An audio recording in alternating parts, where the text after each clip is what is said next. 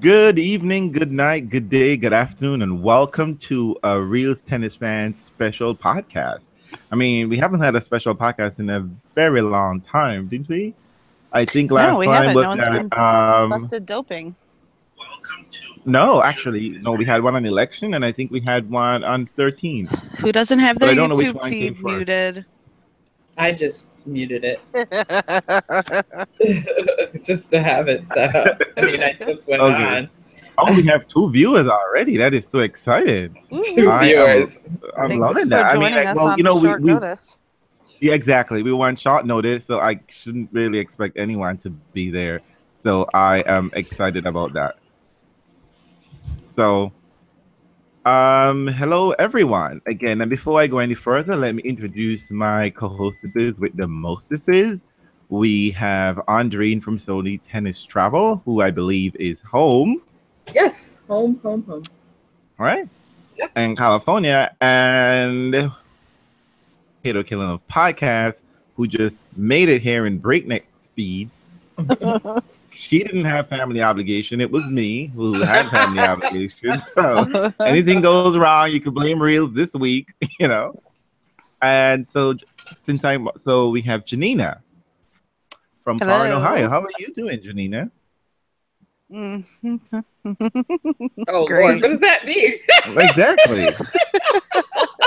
So Janina, what happens in Ohio when there's no basketball? I'm just always confused about that. We're getting ready for football season. That's what's happening. Oh yeah, college football, Buckeye State, right? That's right. Oh, okay, all right. That's way too much masculinity in my room for this homosexual. All I right. thought that's what you like. I thought No, that's what that's people toxic masculinity. like. Too much. You can't be pounding those precious hot bodies about like no.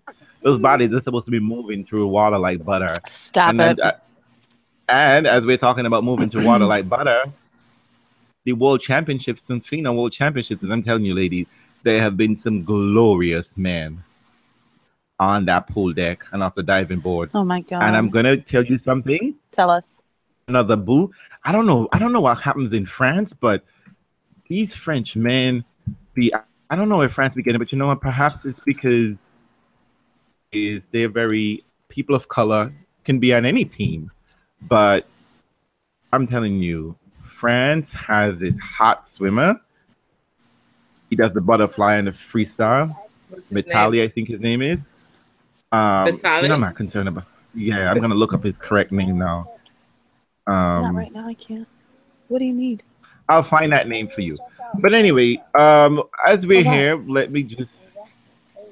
All right. The reason for this special Okay. podcast, as I told you, is that we decided we are going to do a review of James Blake's book, Ways of Grace. Excuse me. Before we get any further, let us just sort of get into the, what should I say, the results of what's been going on in tennis for the last week or so. So first, I mean, and for the second week running on the ATP side, a lucky loser came out of the qualies and won the tournament. Leonard Mayer beat Florian Mayer at the Hamburg tournament, which used to be a Master Series level, then got bumped down so Madrid could get bumped up or something of that sort. Madrid got changed around. We have Ingolstadt, which I believe is in Sweden. Yeah, Sweden. Right? Yes. Sweden. Fonini beat Hafferman again in straight sets. So Fonini have taken home some money for his baby. I think Flavia was like, "Boo boo, don't let me take you to court. Don't let me take you to court to get my money." And we have in Nancheng, we have Hong Shui, who's coming back off of injury to claim a title in her home country. She beat Hibino in straight sets as well. And I don't know what the fuck Caroline Wozniacki got to do to win a title this year. Because I swear to God, she got to Bastad, which is in Switzerland, right? Mm-hmm. Sweden. I might be mixing it up. No. Good. We had this mistake last week. Let me just look it up. Oh, Yes. you know what? Actually, the Fognini one was in Gosh, Switzerland. that is in Switzerland, right? Yes, the Fognini one was in Switzerland, and then the women's one was in Sweden. Yeah. Yes, Gastad is in Switzerland and Yeah. Bastad is in Sweden, and it was Yeah. reversed last week. Yeah. So Whatever.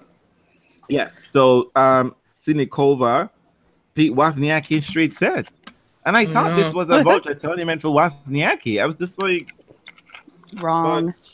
this is Well, what I feel bad final? for her because it's like she keeps losing, and she keeps losing these finals in straight sets.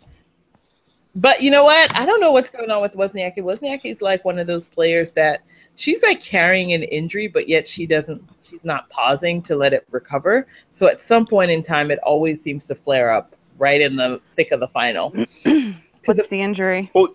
This one was like, I think her right elbow, which I feel like she's been having problems with this elbow all season. Like, if this is not the first time that Wozniacki's had an injury, because I remember thinking to myself that I wondered how she was going to do during the slams.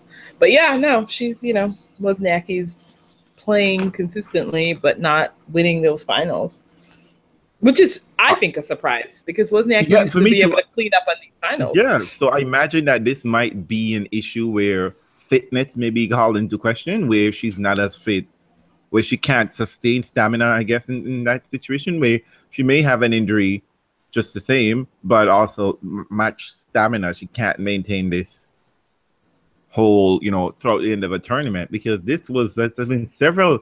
This is like the fourth or fifth tournament she's got to the final and nothing.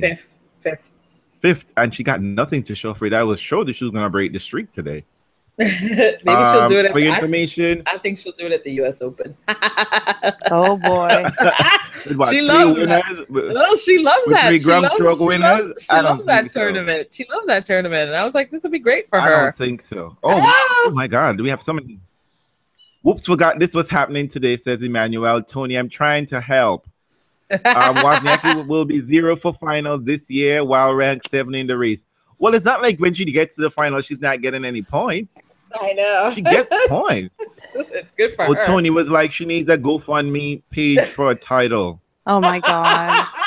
And thank you, Nigel. Yes, Realz, you got it mixed up. I know, I fixed it. Gstaad is in Switzerland. Gstaad is in Sweden. And Tony's like, go Bucky, go. Is Nigel coming for you with his pink pants? By the way, you look fabulous, Nigel. Get on pink pants. I'm not sure about those shoes, Nigel. I'm not sure about those shoes, but you know what? What am I missing? He posted a picture. Where was he at? Was living the middle class life, he said. Upper middle class life, it looks like to me. He was in pink pants. Was it croquet? No, it wasn't croquet. It was polo. Polo. That is not upper middle class.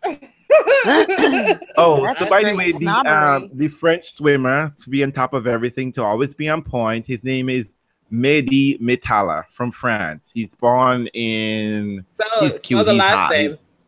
Metalla. Metella. Yes. Mehdi, Mehdy. Metalla. And his Wikipedia has a hot picture of him. He doesn't have a butter face too. He has a hot body. Trust me, lady. Oh my He's God. 6'3". Okay. Oh, he's okay. He was actually on the he was at the Rio Olympics. He was at the Rio Olympics. He's got a nice package. I'm checking that package right now. Oh boy. Yeah.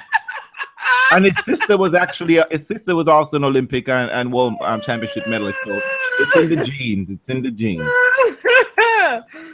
Oh wow! Okay. And least we not forget, like there is an Atlanta final running concurrently to this live event. I believe, if I'm not mistaken, John Isner is leading. Up a set. He's figured out how to return. But in a tiebreak, Harrison is up a break in the second set. So that might be I just hope the people get 3 sets of entertainment. That seems to be what they require there. Oh, I mean, I don't care if it's 3 sets, will it even be entertaining? I don't know. Who cares? I mean, 3 sets. I think I believe the winner of this tournament would be Trump's new chief of staff. Right? Would get a position in the White House. Oh my God. Scaramouche. Me and Scaramouche. I don't know how it works these days because apparently anything goes in that White House. Oh, Well, great. Oh, Isna broke back. Thank you, Master Ace, for keeping on top of everything. Look at Isna breaking back at will. It's great for you, boom. Great, look at him. And Andreen, you were right. Nigel, let us know. Polar hunties. It's Polo. He looks fabulous. I appreciate a man that can comfortably wear pink pants. But let's get into a man who can do what? Comfortably wear pink pants. Yes. So I hope some of you read the. I'm missing some of the people who I know actually read the book, and I feel so sorry for people like Deborah, but I hope she will comment below when she gets because I know she read the book. Oh, how dare you! So yes, so I'll check it and see where she is. James Blake decided he wanted to be. I believe this might be his second book. He originally wrote a autobiography about his injury. About his injury, Breaking Back. I guess I'm playing Breaking Bad. But and I guess in another play on another title from another book, he decided to Ways of Grace, which is a play on Arthur Ashe autobiography, which is something I've forgotten the original title, but I think it's Grace just the same. Something of Grace. I don't know why I'm. Wow, why are you unprepared? No, I'm drawing a blank because I know I knew this for sure. I mean, isn't apparently you didn't. Okay. It's really sad.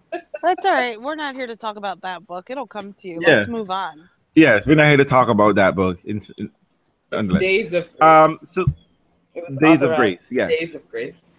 Okay. Yes. See, thank you. So anyway, so in an effort to sort of like how we're going to break down this book, I've sort of like do a sort of a random, not a random, a sort of an outline of how we should go. Basically, it is the first thing I think we should sort of like look at is the aim of the book. What it is that sort of sets off the book and sort of give us away what we're about to read. The thesis, the central thesis behind this book. The structure. What is the overall? Is this English class? What are you doing to us? It's fine. It's a book review, Andreena. I don't know how else you're gonna do it. I was like, come on. I just talk about James Blake's clothes. I just need you to get through it. Okay. Yeah. I know. I don't think we need to say what the outline is. We can just move through it. Yeah. Just move through right. I mean, but in effort to give people like, I mean, because we're not just speaking amongst ourselves, we're speaking amongst, we have guests. Read it. And we have, I guess, actually, has anyone read it? Because I mean, this is why I didn't know if we were going to do this live. Do people read this book? Has anyone even had a chance to read the book, see the book, look at the book, read it? I'm looking. Tony didn't read the book. That's all I know. He told me. But anyway, Tony said I've not had the time. Oh, okay, fine. You all okay? So we're gonna be introducing you all to the book, and probably going to be introducing the rest of our listeners to the book because the book has only been out for what a couple, maybe like less than a month. Yeah, so actually just a month because I think it came out towards the end of June. So it's just been a month. Yeah, and he's been making the talk show circuit. He's been on NPR Brian Lara's show. I think he was on another show on that radio circuit. I know he got a push from the tennis media. I know Bill Simon touted the book. So first impression. Okay, first impression. First impression of the book on the Quick Aura. Oh, so for me, the first impression of the book was actually the cover. I have to say that I was particularly shocked and dismayed, and I thought of. Let me see if I can take a picture and show y'all. Yeah. Actually, I can put the link of the book from Amazon, and you can see the book in the. All right. What's your problem? What's your impression? My problem with the book is who is on the cover. First of all, I have a problem with James Blake being the prominent figure on the book. It's his book. With it being in color. Yes, it is his book, but the book isn't talking about him. And that's the issue, right? From what you've gathered from the book, stories of activism, adversity, and how sports can bring us together. It's not about James Blake, but he's in the front, prominent in color, and several other athletes are on the side. Now, my issue is that I don't understand why, and this isn't because I'm not a fan of Novak Djokovic, but I don't understand why Novak Djokovic is on the cover of the book, and we're going to talk about adversity, and we're not going to mention someone who is responsible for James Blake being here, and that's Althea Gibson. Why is Arthur Ashe at the bottom? Why is LeBron James on it? Which I'm not saying that he shouldn't be on it. Colin Kaepernick, just some of the choices of these athletes he has here was sort of like, I am not sure how this book is going to turn out. Mm-hmm. So that alone, definitely the initial impression of looking at the book cover just sort of set what I imagined in tone. And as I read the book, I was not surprised what was in the book at all. For me, overall, I was not impressed. I was not impressed at all. I would leave my full comment for a little bit later, but let me just say that, reading the book, and I read it twice, I was not impressed at all. Well, but you know what I mean? I will say that the cover, going back to your comment about the cover, I think the cover gives you a good impression of what the book is attempting to do, which is to connect all of these people in a story around activism in sports. And it may not jump out at you as to why. That's the question. Why is Novak Djokovic there? Actually, I think the realistically only Novak Djokovic and LeBron are the two outliers to me on the book cover. Because if you look at everyone else, they've all taken various stances that would generate an understanding of activism on a certain level, right? I mean, LeBron, I'm not entirely certain why LeBron and Novak Djokovic are on the cover. And so I think it's interesting that he put all those pictures there, because I think that's his attempt to connect all the dots about why these people matter. And obviously you got to put James Blake on the cover because, hello, he's the author. People might not know who he is. He could be on the back. He should have been on the back. Okay. He should have been. You did not just say he should have been on the back of his own book. Fair point. I mean, bitch. you know what? I mean, like, picture. Wow. Overall, I'm gonna say this, and I'm trying hard not to come across as being negative about the book, because I know that you're going to read a lot of like sensational reviews about this book, and people are gonna talk about it, and I'm gonna say what you should really ask is people when they're saying this: did they read the book? Perhaps change and inform that opinion that they're going to give. But this book generally read to me like it was a high school project. That a high school, like it was an AP class, and someone said to the student, you know what, write a book. And the student just had a lot of time on his or her hand. Like they couldn't graduate it. They graduated in time, but they had like a whole semester free until college. So it's like, you know what, why don't you write a book so you don't have to do college English, the first college English when you get to well, wait, let's get Janina's, like Janina and I'll tell you why. Wait, Realz didn't give her initial impression of the book. So as much as you could get through. I don't know why Novak is on here. I don't. I have zero issues with LeBron James being on there. LeBron James actually is quite outspoken on social issues, so I can see that, and I'm fine with it. And he hasn't done anything like Colin Kaepernick per se, but he'll show up at court warming up wearing something that is an obvious protest. Does it happen every time? No, but he is outspoken, so I don't have a problem with that. I didn't get the Novak thing so much at all. I don't have a problem with James Blake's face being on the book. That's just, I can't even believe you went there. I did. And for me, honestly, that's what was really shocking. Novak and James being on the cover of the book. All right, so because it's neither here nor there. They're on the cover of the book. So let me start off by, so initially James wrote this book in terms of the aim of the book. Yeah. James wrote this book because he in the beginning of the book, he talks about this incident that happened to him in 2015 when he was stopped by, well, he was forcibly stopped. And that is a distinction between a stop in terms of police jargon. When he was forcibly stopped and detained in front of the Hilton Hotel on 42nd and Madison while waiting for a car to go to the US Open. Midtown. And he highlights the whole ordeal about, initially he's standing there, he saw a group of friends before and he thought like he was in communication with a friend of his, I guess, and he saw this man approached him and believing this man to be a friend. He was like all getting ready to be like, oh, hey, buddy. And then all of a sudden it moved. He didn't even get to even utter those words. This man just basically accosted him, forced him to the ground, had him in handcuff, and he was just all like in a brutalized, basically. I think he was battered somewhat. I don't know if he sustained a lot of like cuts or whatever, but maybe some bruising. No major injury per se. But he said he felt shame and he was trying to explain to the officer, I don't know who you think I am. He said no one identified himself as a police officer until like several minutes into the interaction. And he's like, what did I do? And he's like, you don't know who I am. I'm James Blake. And then someone looked through, Googled him, and then realized on he's their James phone. Blake. And this on their phone. And this happened, I guess this lasted like 15 to 20 minutes. And then he was released. The indignity of the situation for him was that he just wanted to like forget about the incident, but he explained to his wife what happened, and his wife was just like, oh my God, this is crazy. Do you not know what could happen to you here? That you could have died. What could happen to me if this were me?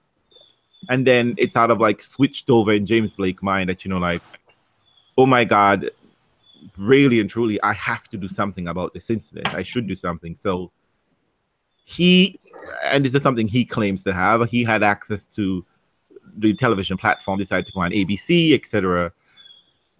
And what was even more, the police put out a statement claiming that, this was not a significant interaction. This only lasted a couple minutes. And then there was videotape to contradict the entire police story, which was backed up by the 5 other officers who were there. So 5 to 6 officers told one story, and the videotape showed a completely different story, which is more in line with James Blake's account of the incident. And throughout the entire ordeal, even to this day, according to James, the officer never apologized to James at all for anything. And he spurred on to do, I guess he threatened a lawsuit with the city. I think the police commissioner apologized to James Blake, but not the officer. At this point, James Blake, in an effort he threatened to sue the police department, but he admitted that he had no intention of ever doing so. But in an effort to settle that, it's part of the incident, he decided to get the city to pay for 2 positions, I think, or 2-year position at the Civilian Complaint Review Board, which is a civilian staff oversight department for the New York City Police Department. Led him to write this book where he's basically investigating how other athletes, though James at the time admittedly was not an athlete, can use their platform for social and greater, larger cause in their community, etc., etc. So, well, I mean, that's basically the jump. I think one of the interesting things about James's recollection of the event is his initial impulse, right? I thought that was interesting, that his initial impulse was to sort of forget about it, and that in fact it was his wife that actually made him consider what happened to him. It was her reaction to what happened that caused James. Am I competing with another sound? I hear. Apparently. What's that? Is that a commercial in the background? Mm-hmm. Yeah. So I thought the read that James Blake gave of the event was interesting, and I actually feel like that's kind of continues to permeate the entire narrative. Is his reaction to the event, that James himself didn't think about the event and didn't think about what the significance of it was until he thought about it within the mindset of his family. Like he said, he started to get nervous and he started to think about it and become enraged when he considered that this could have happened to his wife, which is one, no, it couldn't have. Two, and it was only by thinking about this happening to his wife that he felt like he needed to step up. So right away, I was like, oh, wow, I'm going to have to interpret this situation. James is a Black man being forcibly detained by the cops.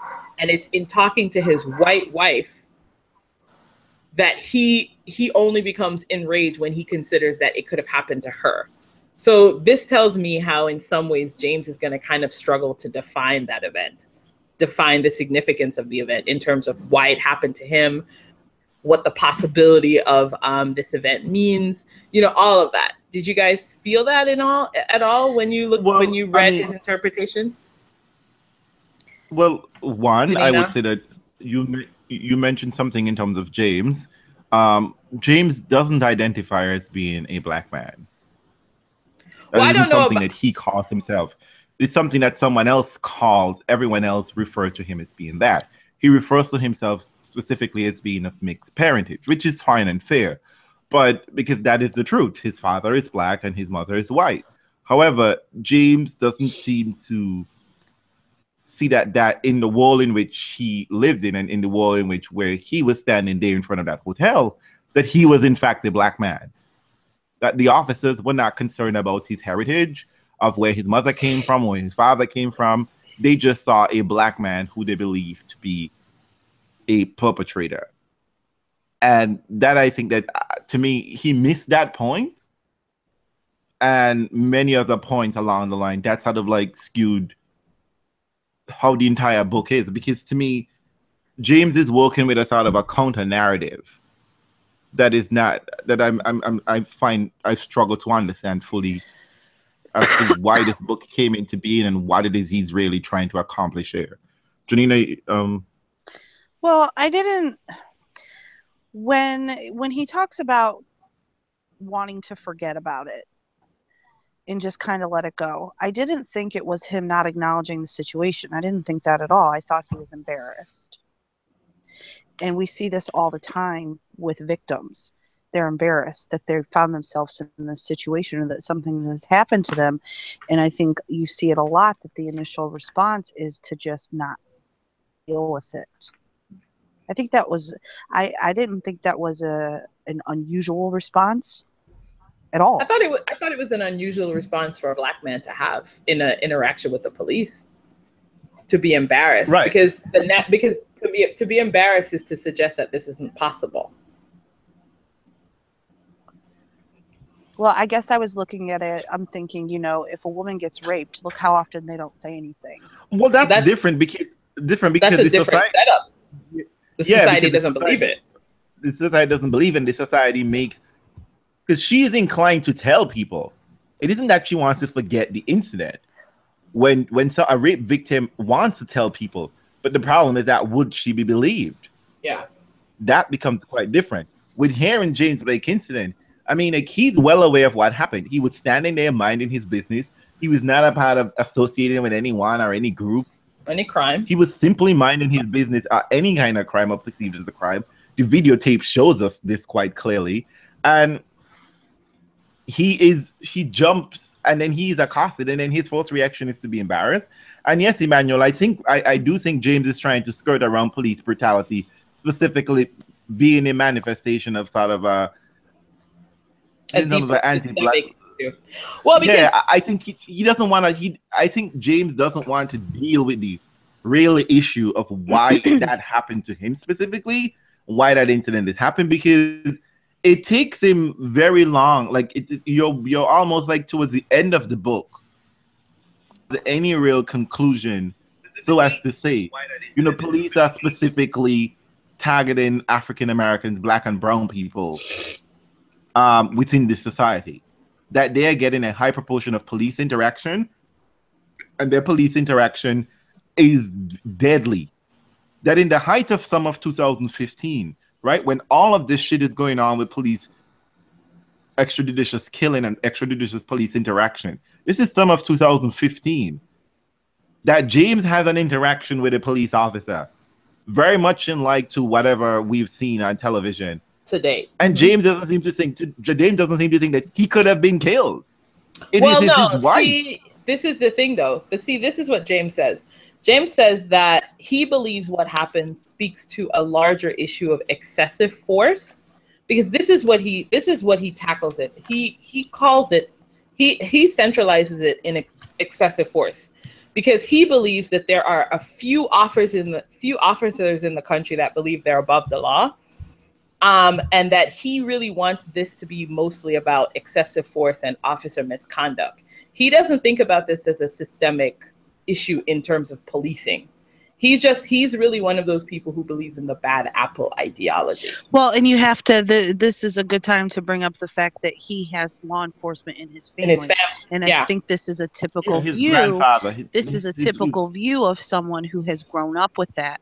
Yeah. When there's someone in their family that they love, they respect, and they see doing what they deem to be a good job, then you are going to be more inclined to think that it's probably the bad apple theory. I mean, it's interesting. It is interesting that he goes there, because I think it's useful if you start out with the notion that this is one or two officers and not a systemic issue. Then your orientation to the problem is going to necessarily lead to certain kinds of conclusions, right? And so what's strange to me is that he doesn't assume that his father is the exception. Do you know what I mean? Like, he doesn't look and say, because you could go, like his grandfather, he could have gone the other way. He could have gone, you know what, systemically, these are systemic issues. However, my grandfather was the exception. Do you know what I mean? He goes with the other way. He looks at the bad apples and go, you're the exception. And so that's the central narrative that he carries throughout the entire book. Well, this is what finds me rather confusing. My father was a police officer, though not in the United States, and I have seen police training in all from the young recruits, all the way up to the highest commissioner level. Because my father did get to near commissioner's house, so I've seen police from the everyday interaction to the politics side of it, and I don't know, because my experience in terms of history and like with my own interaction with police, I used to be an investigator of police officers in a former life for a significant portion of time. So I don't know.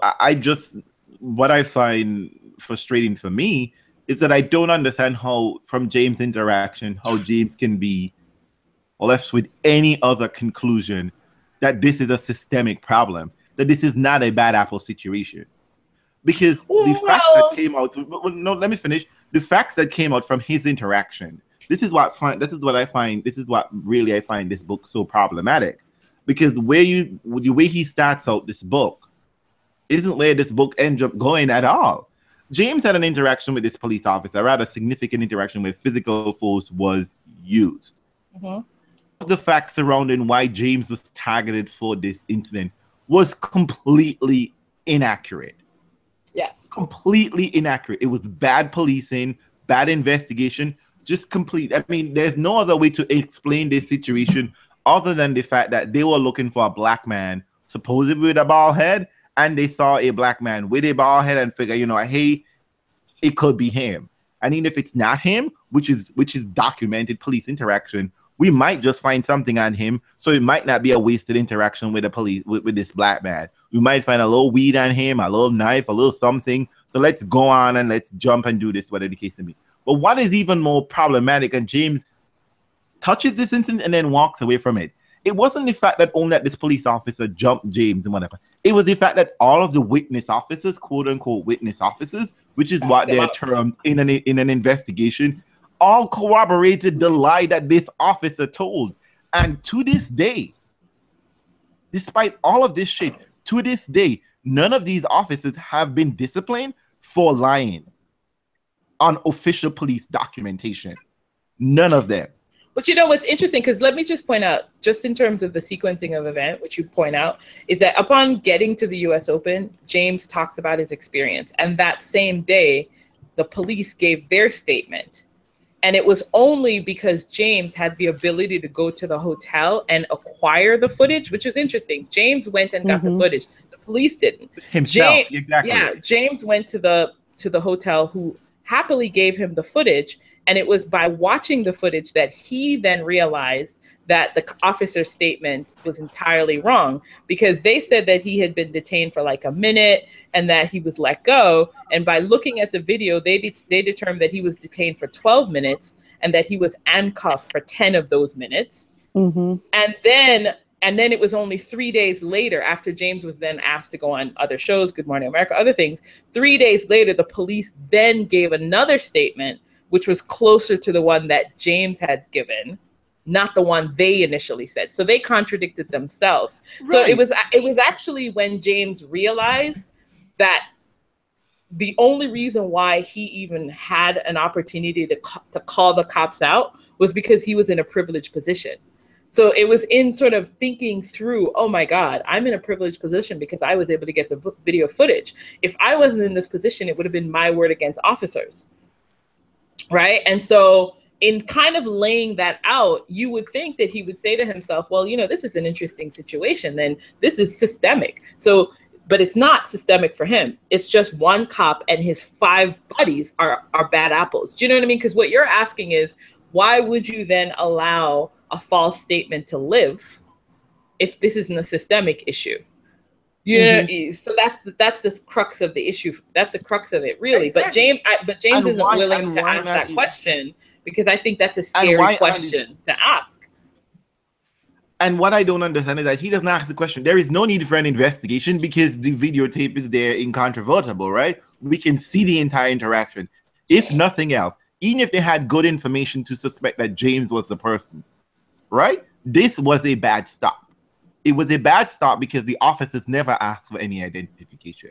They moved from it being a question, which is like, hey, sir, can I ask you what's going on? Hey, how you doing? Might I see some identification? I'm in the process of investigation. You know, I'd like to just verify that you're not the person I'm looking for.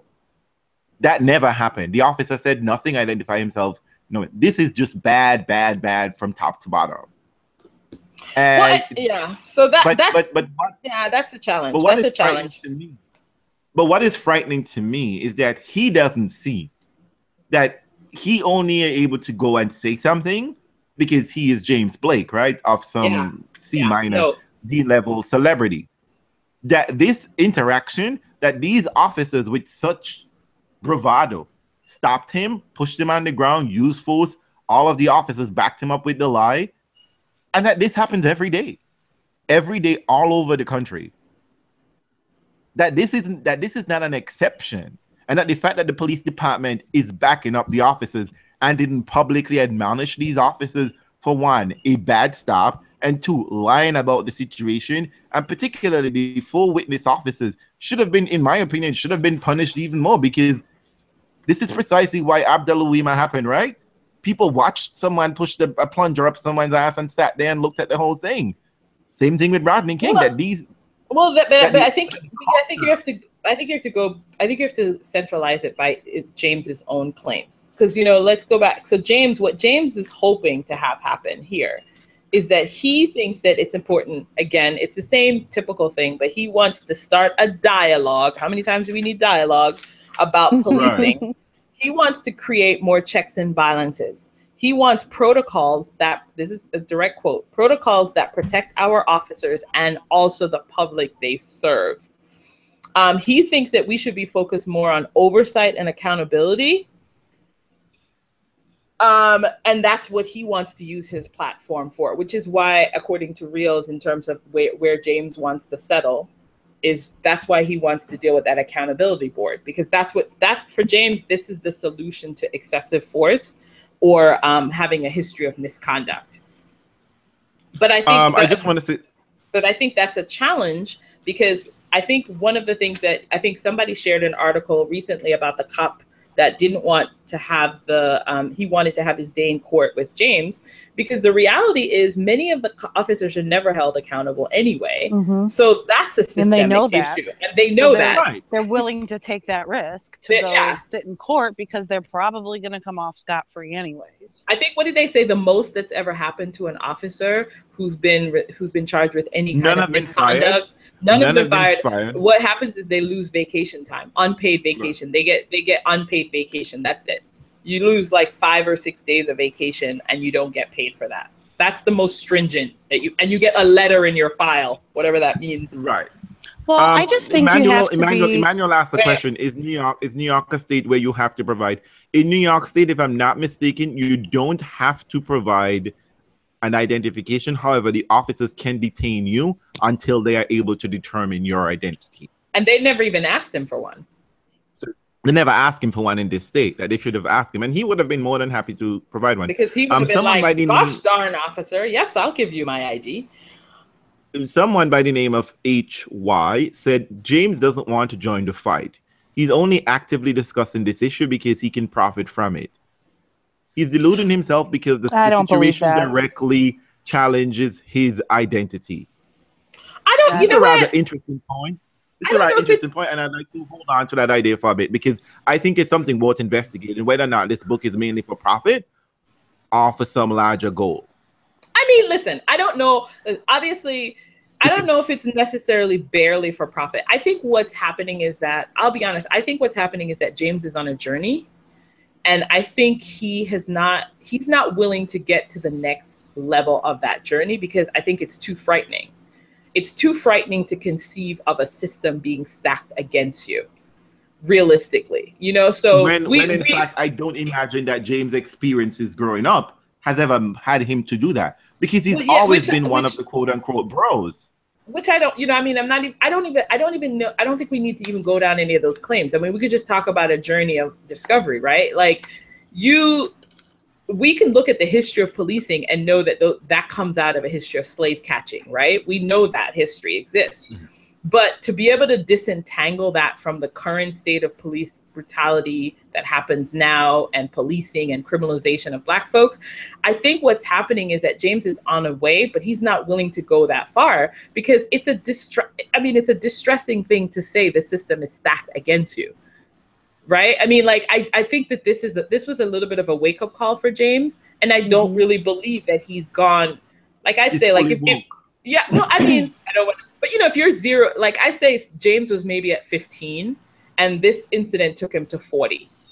All the way to, I'd say Colin Kaepernick is probably like at a 75. If you want to take this range where the person's like, the system sucks, voting doesn't matter, the whole thing is fucked. You know what I mean? Like, yeah. Honestly, that's, if you want to take a trajectory all the way to the very end where you're 100 and you're going, the whole system needs to collapse. I really think that you have to put James at like a 40. And that's really where he is. I don't necessarily think it's purely about money. I just think that he's in a very like early stage of transformation based on a really shocking incident for him. I think you're giving him far too much higher number. I'll put James at a 25. But Bella Michelle is making a very good point here. And I don't want to forget HY's point. Because as I read this book, I was questioning. I had those same ideas. Realz, 1 second. Yeah. Is anyone else having problems posting on the live chat? A couple of people have reported that. If you are, you could tweet it to us, and we will sort of we'll get into that. Deborah is having problems actually hitting into the live chat. It's not accepting your comments. So if you're having that problem, do it on Twitter. Go ahead. Sorry, Realz. Deborah, if you try refreshing it, maybe it would work because I've had that issue a minute ago. Bella Michelle stated that from what I heard, this board is going to just take money allocated, the Civilian Complaint Review Board, from another board, and they're just moving money around. And we're talking about oversight after the fact. Someone has got their ass beat, which is true, right? Is that a lot of times this situation with police interaction, police brutality, police demilitarization of police, we're talking about dealing with the situation after the fact, after damage has been done, right? We've allocated money for Freddie Gray's family, et cetera, et cetera. But as what's his name? The guy who died in Staten Island. I forgot his name. Garner. Eric Gardner, as his wife and his daughter said, "Daddy home for Christmas. My daddy isn't home. My husband isn't at home at Christmas." That enough isn't being done, and we're not looking at the situation to stop this situation from happening, because James, like most people, don't want to open the can of worms to actually discuss the fact that policing in America is a very problematic institution. But let's not get distracted. Let's come back to the book, because the interesting thing about the book is that the book doesn't even deal with that issue. The book isn't about policing. You come from a place, Realz, where you know more about the system because you have worked in the system, and you're in a place to tell us that this is how it works. You've got to be on the other side where you get to investigate claims like this. That's a unique place to be. And I think that your that makes your attitude towards what he's saying light. You come where you're approaching it from a more heavy place, and you're like, we know this, and you want him to be where you are, but everybody's Janina, not there. No. You see, my problem with this is that you touch on something which I find the fundamental problem with this book, is that this book has no research. This is why I go back with the whole, this is like a high school project, right? That this seems like a high school effort, because the position that I have never had a negative interaction with the police on the street. In fact, I avoid police officers all the time. I've never had a negative interaction with a police officer. I remember once I used to live in an apartment. I think the only thing come close to that incident is that someone who used to live in the apartment, police probably had an old warrant, and he may have been there to look into the apartment, and they said, no, but do you have something to hide? And just their manner and just their attitude was just like, let me not create any problems to myself. Go and search. I know whoever you're looking for isn't in here. But what I find is that James could have done some research. His own experience should have led him to be that. He even points this out, that he was basically, had he resisted, kept thinking that this was just a bum trying to rush him on the street, he could have been killed. And to me, his reaction thereafter does not understanding that, and he doesn't even have to look far for these things to happen, because we had so many incidents highlighting these things. And these are incidents that we know of. Any kind of research into police interaction, the basic search on anything, particularly if you're going to write a book. First, you're off. I have to refer you to chapter 5.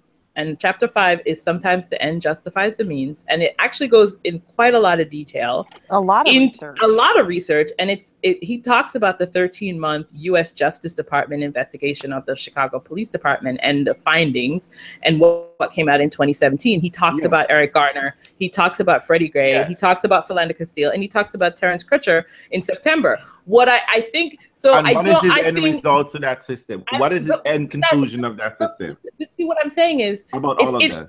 What Janina is saying, she's making a good point. She's saying, listen, he accesses this information, but because it doesn't align with his own experiences, he still is very distant from it. The interaction that he had with the cop was a complete outlier for James. And you might have to ask yourself, what is James's social group? Have we ever the only time that we've ever noted James as even remarking on race in tennis was when he had that Leighton Hewitt issue. And it wasn't even him that brought it up. It was Leighton Hewitt having a racist rant against James. And if you think about Black tennis players, the only one, I mean, listen, correct me if I'm wrong, but the only one who's ever really been noted and even taken seriously in terms of race has been the Williams sisters.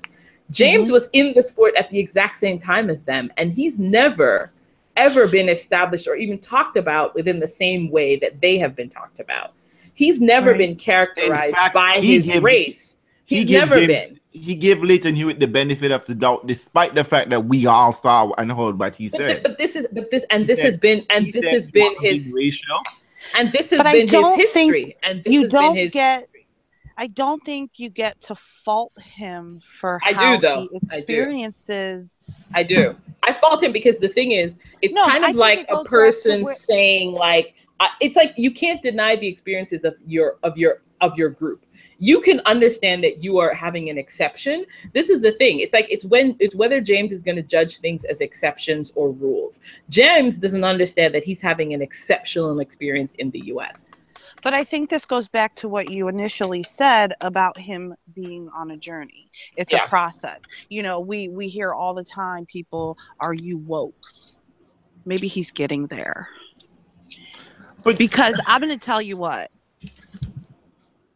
I didn't have the same experience as so many other Black people because of where I grew up, the social circles I was involved in. And I never felt like it was that I was an exception to the rule. I was unaware. I was completely unaware. I will never forget one time when Jason and I got pulled over by the police, rightfully so, made a wrong turn, whatever. And I asked the officer why we were being pulled over because he just came up to the car. He wanted what he wanted. He said nothing. And I said, why are we being pulled over? And he answered me, and Jason lost his shit after when we were away from it. He's like, you could have got me killed. And I'm like, what are you talking about? And he's like, when the police come to you and they say they want something, you just keep your mouth shut and you do it. You don't question them. You could have got me shot. I didn't believe him. I did not believe him. And we fought about it and we argued about it. And he was so upset with me. And I truly, to the core of my being, did not understand why he was so upset with me. So I can't be on board with saying somebody has to know because you don't always I don't know. think you have to know, but the question for me is, listen, look, obviously you can't deny your experiences. You have whatever experiences you're having, right? But that's just it. Sometimes you don't have any. But it's fine. But you see, what's happening is it's because of James's own self. I think it's because of how James defines himself, right? And so when if police is having these interactions with Black people all over the country, right? Do you look and if you are not defining yourself as a Black person, you're probably going to be shocked if this is going to happen to you, because you're not none of these incidences have happened to me, but I know I'm a Black person living in the United States. So I believe on some level that it could easily happen to me, right? But with James is believing that he is in some sort of exceptional space, right? Like, overall, he also believes that these are bad apples. So he's living within a world where this is not something that he needs to expect to happen to him. So I think that that's partly why he defines the incident in the way he does. And let me just answer the question, Tony. Tony, really, the book is actually not entirely about police brutality. James actually uses this book as an entree into talking about how other athletes have dealt with adversity and therefore became activists. So it's actually a book about activism through time by sports athletes. He says that and I think he willingly admits that he was never really an activist sort, but this incident has sort of generated something in him that makes him feel compelled to now act as an activist. And so the book is kind of like a run through of people who have historically been called to activism by either just the performing of their sport, like women performing sports where they're not allowed to, and then they become, one of the phrases that James uses, which Realz hates, is accidental activist. Which is, an activist. The fuck is that? An accidental activist is just because you want to do your sport, and by the very fact that you're doing your sport, you're deemed an activist, which is a very passive activism, right? It's not an activism, say, for example, like, say, Colin Kaepernick, where he's doing his sport and he's doing something else. That's a different kind of activism. So what James actually does is kind of details accidental activists and purposeful activists, people who are actually taking difficult positions and he talks about their journey and the pros and cons of doing it and why you should do it, which is, you know, so that's really. And even within those two parameters, I am still confused as to why Novak Djokovic is in the book. Novak and this is no Djokovic, slight and no shade. Novak Djokovic Honest to is God, an it's not. accidental activist, because also Anna Ivanovic is also in the book, because he talks about people who perform sports coming from war-torn countries and having to do extraordinary things to do your sport. I wouldn't define it as activism. I would just define it as a human being trying to do the thing they love. But he defines it as activism. Because neither one of these players have taken a side on the war issue and discussed the situation in England. Yes, they have. But we wouldn't talk about it because it's not comfortable. Novak Djokovic has taken a side on the war issue, but it's not a side that's comfortable. Just look at John Wertheim's writing on that. It's not a palatable. No, I mean in terms of isn't something that he brings to light in the book. Yeah, he doesn't talk about it. He doesn't say that these people from this experience, they then get on a platform to say X, Y, and Z, etc. But that's because it's not based on the definition he uses. He uses a definition of activism that is about the performance of a sport that is challenging for you. He's using activism is in essence surviving. Yes. Or just actually just doing what you want. Doing what you want to do. Right.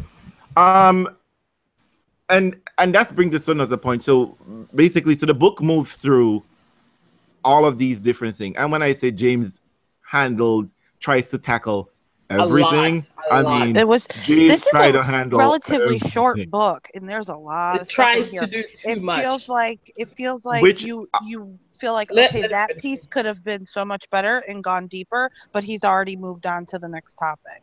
Well, I think also James handled women play.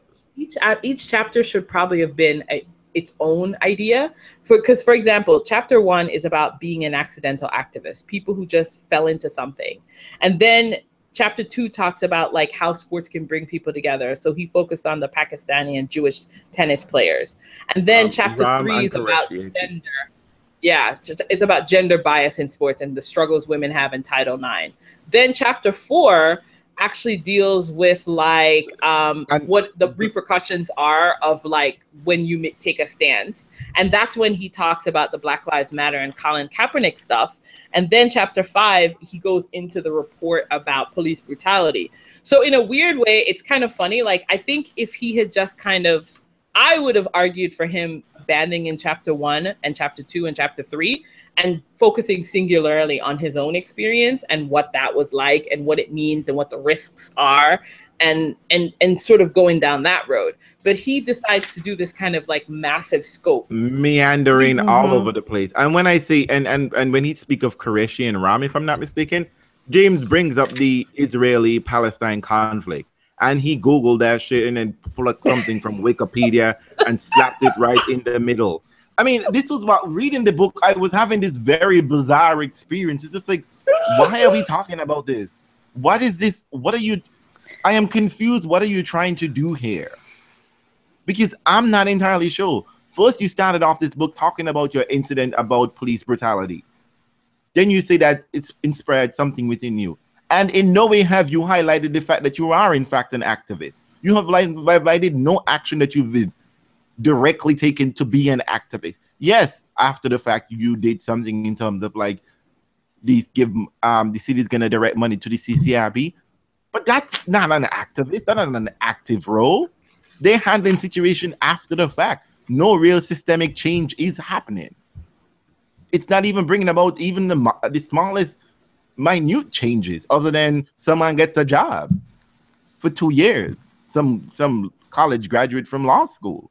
So I was very confused as to how I can understand, as you pointed out, that the incident with the police and then tying that into chapters 5, about the highlighting police brutality, etc., etc. But then you lost me all the way in the middle. Because the middle is a little bit confusing, because I think what he's trying to do is, I think James is actually just trying to establish what does it mean to be a sports figure entering the activism realm? That's really what James is asking that question. And he's asking, how do you do it well? And then he goes and he interviews people who have taken on particular stances and the challenges that have arisen from that. So he interviews Billie Jean King, talks to her about what that was like. He interviews Peter Norman's family, I think, the Australian with that was for me the killer of the book. That section alone just made me almost throw this book into pieces. Why? The only thing is because express I had why. to express. So on the cover, you see Tommy, Paul, and Carlos. Carlos and Paul, I think their names. I forgot their names. In 1968 Mexico Olympics, Carlos and Smith. Carlos and Smith. Tommy Smith and something another Tommy Smith is first name. Carlos. Yes, John Carlos. They ran the 200 meters dash, and one came first, and the two African Americans came first and third, and Peter Norman came second. Now, iconic picture with the two men raising their fist with the Black Power symbol, etc. They later clarified this wasn't even so much about Black Power; they're mostly talking about human rights, etc. But a little known story, which everybody wants to plug, is the fact that the guy who came second, Peter Norman, wore a human rights badge. Now, the reason why John Carlos and Tommy Smith wanted to actually wear both gloves, but I do know the story that they only had one pair of gloves. That's why one is on left hand and one is on the right hand. They only had one glove. Now, as a result of that incident, both men were expelled from the Olympics. Expelled immediately. In fact, if the U.S. Olympic Committee attempted to do anything about it, they were threatening that the entire American Olympic team were going to be expelled. Now, people have said this was not the place should have this Olympic protest, etc., etc. The Olympics is not about that. Meanwhile, in gymnastics at this same Olympics, there is a Czechoslovakian athlete protesting Russian invasion into Czechoslovakia. So we're very confused. We're not very confused as to why this happened, right? Now, these two men lost their livelihood. They were never allowed to compete in any competition ever again. Someone threw a rock into their homes, almost crushed one of their baby in a crib. And meanwhile, James Blake has highlighted all of this. James Blake sought to talk about Peter Norman as being the real victim of this situation, because he didn't get to compete. Victim. He was the unstated victim. Understated victim, I should say. Yeah. And he devoted the entire rest of this section to talk about Peter Norman's experience that he didn't get to compete anymore for Australia, which wasn't true. Australia didn't go to the 1972 Olympics, if I'm not mistaken, so he couldn't go anyway because nobody went for Australia. He competed at the Commonwealth Games, and though, yes, there might have been some slight to the incident and whatever, in fact, at the end of the day, the guy did not protest on the stand. The guy did nothing but sat there and wore a badge. So I am confused. But even in solidarity, by wearing the badge, he was punished in Australia. He was. And and they actually demanded that I think later on, the Australian sports authorities had to apologize to him because he was ostracized. It was difficult for him to get work. He was basically persona non grata. But I think you're frustrated that James chose to focus on that. But I think what James's point seems to be is that he seems to want to do this kind of like mitigator thing. Like he wants to not just talk about Black people doing things. He wants to show that there are opportunities for other people to participate in things around human rights and social justice, but that it has a cost. I think there's an underlying element to James where he wants to be a unifier in the way he talks about this. And I think that's why he doesn't take the systemic approach either, because he doesn't want to put off people, non-POCs. I think that's why he chose to focus on Peter Norman, because I think at the end of the day, James knows his audience. And I think James knows that he's writing a book that will most likely be read mostly by white people, not Black people. And I think he's trying to take a conciliatory stance. And by focusing on Peter Norman, he's like, you too can be a part of this, but pay attention. It has a cost. Mm-hmm. You know what I mean? Because that's a theme that you see over and over throughout the book. Right? I think that's a theme that's for James. Like, where else do you see evidence of that, Janina? Well, when he talks about, the people, that guy's name is, I don't know how to say it, Yeah. Cluey? Colin Kaepernick. Cluey, yeah, Chris Cluey. No, Yeah. Cluey, Yeah. and The standing up for the Minnesota Vikings. And he's Yeah. not gay. He's standing up for gay rights, he's but not he's not gay, gay. and he's white. Yeah. And So, interracial marriage. Yeah. I think that's why that was there, because he is aware of his audience. I think you're absolutely right. And I don't think it's a bad approach. I think it's, I think, listen, I think this is I think the book, I think we have to step back, Realz. I think you have to understand who the audience is for this book. And this audience is for this. I think this book is not for an activist audience at all. So I think Deborah's point is quite right in the post where she says that activists are not happy with the things that James is proposing around the police issue, because James is not a lifelong activist. These people have been around this issue for years. Right. They know the landscape, and I think this book is not for. I referenced. But I don't Yeah. think it's a bad idea to show examples of people taking people of stances. color, of people taking. There's nothing wrong with that. There's nothing wrong with it at all. That is not my point, interesting. But my point is that what James needed to do, and he seemed to say, well, Tommy Smith and John Carlos, they got recognition later on, right? That things were squared away for them. But James forget the fact that like he seemed to think the struggle was okay, that the shit that they went through was okay. Yeah. And the reason why he highlights Peter Norman, because Peter Norman never got the Australian government acknowledges Peter Norman's slide, but not the Australian Olympic Committee.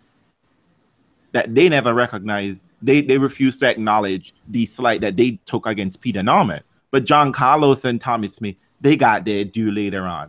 And that's what bothers me about the book, that James seems to be like, the struggle is okay. Going through the struggle. He's definitely pro-struggle. He's definitely pro-struggle. As if it's like a given that you, like in a weird way, he talks about struggle like you should expect it. Right. And so that he celebrates the individual. Whereas I think that if he, and I'm always going to say, I think if he took a more systemic approach, he would challenge the fact that you have to struggle. But instead, what he does is he's celebrating the individuals who are struggling to do the very thing that they should be able to do anyway. Like a woman should be able to compete in a sport, and then he wants to give you a prize for struggling to do it, as opposed to sort of saying, well, why do we continue to have people struggle in these systems? How can we help these systems get better? And here's the thing that is subtly happening, that you almost at the end be like, wait a minute. He never questions the system. He never attacks the system. Any of the system, the sexist system, the racist system, the police brutality. He never questions any of those systems. He's just saying some people can speak up. They can speak up loudly. They can speak up softly, but just try to find a way around it. Ways of grace. As I finished reading the book the second time, I wrote something down. I said, there's never any advice for any of the bigots. There is never any advice for any of the racists or the male oppressors to stop. No one ever tells them to stop. We only have for the victim to respond with grace, turn the other cheek, like Jesus, like Martin Luther King. But you know what? They died. People kill them. That's what the book forgets to mention. And this is what they don't, that within all of these oppressive systems, that there have been real human costs. Yeah. There have been people who have been killed, talent went wasted, people lost their livelihood. I mean, this is what they don't really see in the real account. And yet the same struggles that we've been going through 100 years ago, we're still going through today. And I know he mentioned Babe. And that's what bothers me. And but let's talk about.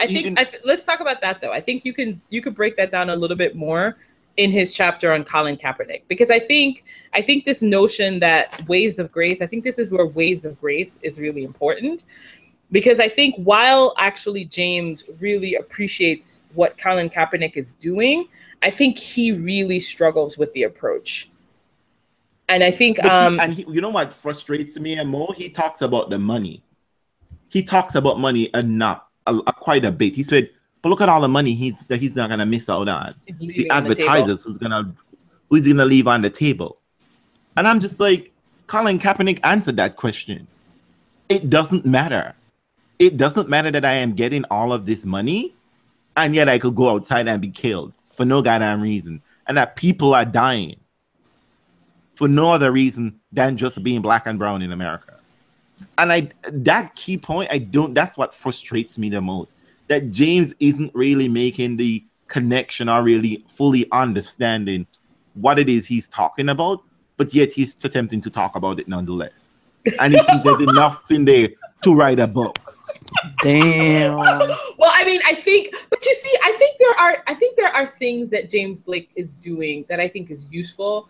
But I don't necessarily think it's something that I necessarily appreciate as a reader, because I think this book, I think, is meant for potentially for an athlete who's considering taking a stance. And he highlights the fact that an athlete's career is quite short, and that if you're going to take up a position, you've got to evaluate all parts of that, which is what's happening with Colin Kaepernick now, as people try to figure out whether he's actually going to have a career.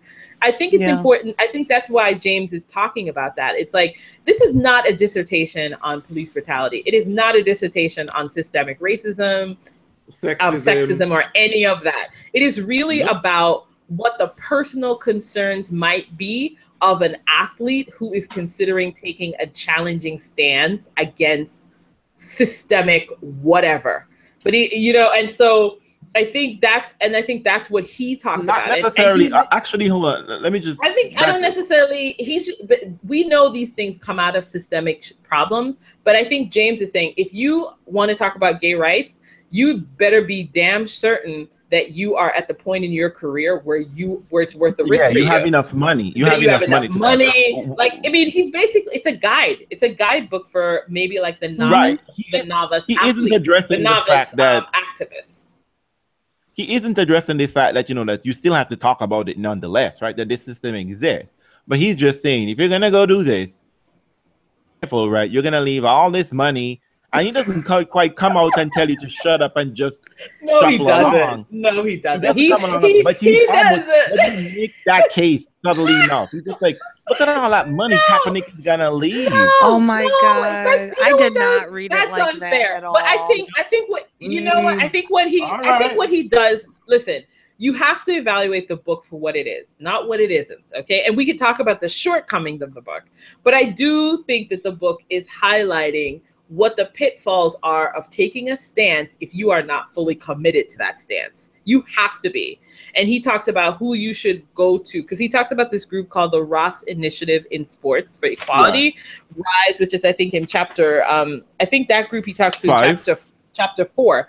And what's important about that is that group explains how Kaepernick is able to hold the position he does, because Kaepernick is having ongoing conversations with a sociology professor at University of California, which is helping him ground him. He's being informed. So James is saying, listen, if you're going to take harsh stance on things, you better make sure you're informed, because they're going to come for you, and they're going to come for you hard.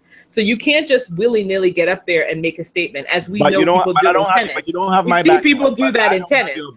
Just so you know, I don't have your back. I think he doesn't have your back because James is not a radical. First and foremost, James has never been a radical. So why would you think he would write a radical book? You know why? You know why I thought that James was gonna write a radical book? His ass got beat on TV and how close he came to death. That's why I thought he was gonna write a radical book. Listen, I did not take issue at all. But Janina is so much kinder. You're so much kinder for the journey. You know who you are. That's one of the reasons why I was so excited for this review. Because I know Janina will be so much kinder to him. I didn't take issue with the fact of saying, you know what? If you're going to speak up, you need to know, because this is okay. So if you're reading this from the standpoint, like Andreen says, if this is a guide to how to be an activist and what you're going to face and in what could maybe be taken away from you, this isn't just about sports. This is about everything. If you go to work all the time and you're talking about social issues and you're taking a very hard line stance on something, you better believe that if you do that day in and day out, that's going to shape your professional career. It's either someone's going to see something good in it and it's going to propel you, or it's going to keep you from advancing. It's no different.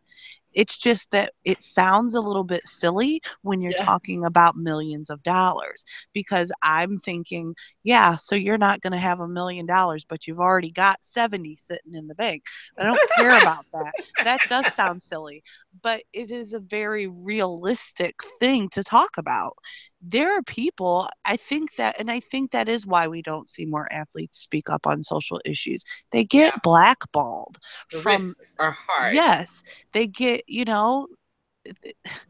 dude But you had see, fucking KKK crosses burning in his yard and moved his family to and they another burned down his house. They country. burned down his house. They burned down his house. Yes, And this these is what I'm are the talking real about. consequences But of nowhere being. in the book, and this is what drives me insane. I know all of Janina, James didn't need to highlight racism because we know it, we experience it. He What James does. doesn't He do. needs to highlight it No, because you no, have to get the audience for the book. Real. Wait. Okay, for me, from a black person, James didn't need to tell me that racism exists.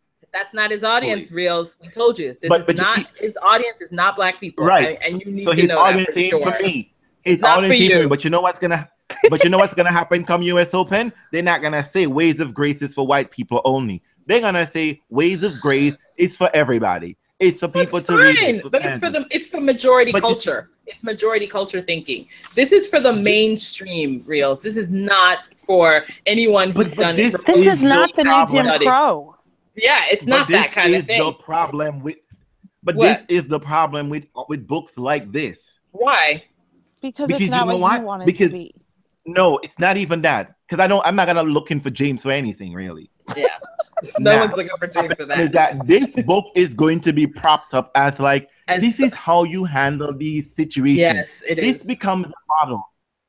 Why don't Colin Kaepernick be more like James? Why don't he put out a book? That is like the sad thing about it. That is a model. Yeah. And it's going to be like, how about you go around situation instead of kneeling while the anthem is going on, instead of addressing the problem head on? You can do like James and skirt around the issue. Talk about my individual experience. Highlight the prominent issues that happen in the news that without we all taking a real with, stance. Without taking a real stance, and more importantly, we never attack the system. We accept that this is happening, that racism is real. So white people, racism happens. But here's what. This book is letting you know it's never going to affect you. Because you don't have to say anything. Don't be like Peter Norman, okay? Keep your mouth shut, put that badge in your pocket, and say, Assalamu alaikum, brother, in the huddle. And when you come on and understand, say nothing, do nothing. This is the problem with this book. Because it is saying something that's happening that is not actually happening. James is trying to tell you he's doing something that he's not really doing. I don't know if he's making a claim to activism. I think he's exploring different ways of being an activist. Because I don't think he's telling you at this point in time, what is so frustrating is because the problem is real and it's big and it's frustrating and it's messy. And having people like Ways of Grace and James Blake muddling up the fucking water is problematic because we don't get things done. We gotta stop and address this. But listen, Reels, listen. Honest to goodness, I don't want this book to be the new Jim Crow. It's not the new Jim Crow. Listen, this is primary school reading for people. This is primary school reading for people. This is what this comes down to. This is about taking somebody from 15 to 30. And then you're gonna have to spoon through them another thing. Honest to goodness, Listen, I learned. James never addressed the James Blake, the Leighton Hewitt incident. He never did. I mean, I didn't know. It never comes up, which is amazing. It's amazing that he never brought it up. It's part of his legacy. But I didn't know about those groups though that are working, with athletes to That was teach good to them. know. I didn't know about that, so I mean, I appreciated that. I want to Um, know more about that. I'm gonna go Actually, look into it's it very more. funny that so in preparation for this discussion, I read another athlete book, athlete activism. I Oh did. Lord. So there's a NBA basketball player by the name of Craig Hodges, and he talks about the fact that even within he used to play in Chicago Bulls before Michael Jordan ruined his career for speaking out, and he has some real costs. I mean, like this thing has been the things that James Blake highlights about an athlete speaking out about gay marriage, etc. It happens all the time in sports, all the time. The problem is that, and this is where it's a problem, right? So many talent goes wasted. Is that a lot of the athletes don't want to band together, right? Yeah. They keep getting fooled by the money that they're making, when in fact they're making chump change in comparison to what the athletes, the managers are making. And Craig Hodges points out that Don Sterling has always been a motherfucking racist Well, that's no from the jump. secret. It's Well, no that's not secret. new. That's not new. That's new. But And it just goes to show that the system would tolerate these people and tolerate these things until we start acting as a collective voice to deal with these things and get these people out of the way. And one of the things that he points out, Craig Hodges points out, is that it is that issue that James Harder points out, right? That people don't want to lose the money that they have, that people are constantly thinking about the money. sure. It is quite easily like a slave, though he don't point it out, but it's like a slave. Master can sell you anytime he wants to. But Oh shit. that's why I'm not done with professional sports and college sports to begin with. But he talks about that he does stress the importance of education. Yeah. That how it is important to educate yourself, to understand your history. And that was one of the conflict that he had with Michael Jordan in particular.